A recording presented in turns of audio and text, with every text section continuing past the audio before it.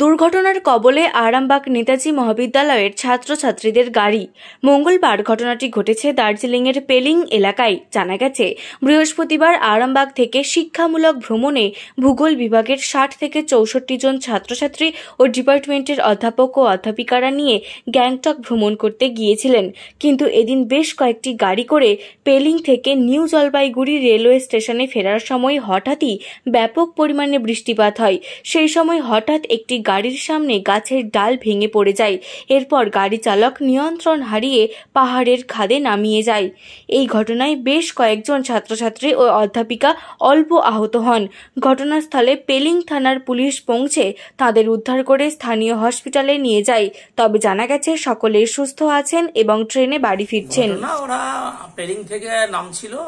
আজকে আমাদের 7:30টার সময় ট্রেন ছিল। আমাদের অ্যাকচুয়ালি 62-64 জন ছাত্রছাত্রী নিয়ে আমাদের 4 জন অধ্যাপিকা তারা শিক্ষামূলক ভ্রমণে গেছিলেন।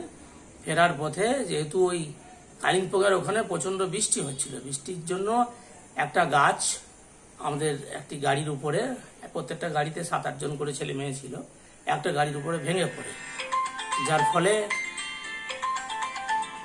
সেই গাড়িটা রাস্তা থেকে একটু বিচ্যুত হয়ে খাদের দিকে পড়ে যায়। কিন্তু ওখানে পুলিশ পিকেট থাকায় তারা সঙ্গে সঙ্গে দ্রুত রেস্কিউ করে আমাদের 3 জন ছাত্রী বিশেষ করে আহত হয়েছিল, সেই 3 জন ছাত্রীকে তারা সঙ্গে সঙ্গে রেস্কিউ করে হাসপাতালে নিয়ে যায় এবং হাসপাতালে প্রাইমারি ট্রিটমেন্টের পরে তারা বলে যে না, ওনাদের কোনো মেজর আঘাত লাগেনি, ডাক্তারবাবু দেখে বলেন।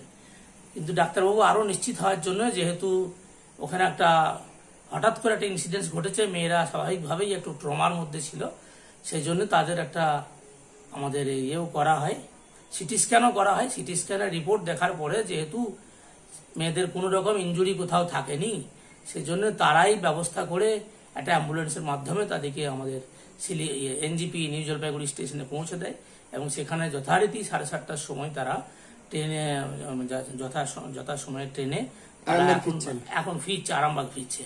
আগামীকালের মধ্যে প্রত্যেকেই তারা সুস্থভাবে আশা করি বাড়িতে পৌঁছে যাবে। এটাই আমাদের কাছে বড় খবর যে কারুর কিছু রকম বড় দুর্ঘটনা থেকে আমরা বেঁচে গেছি। কবে গিয়েছিল? 3 তারিখ, 3 এপ্রিল। কোন ডিপার্টমেন্টের স্টুডেন্ট? এটা আমাদের জিওগ্রাফি ডিপার্টমেন্ট। অধ্যাপক অধ্যাপিকারাও ছিলেন সকলে মিলিয়ে। মোট স্যার কতজন আহত হয়েছে? 3 জন। তারপর ঠিক আছে, তারপর সবাই ঠিক আছে, এখন ফিরে যাচ্ছে তারা।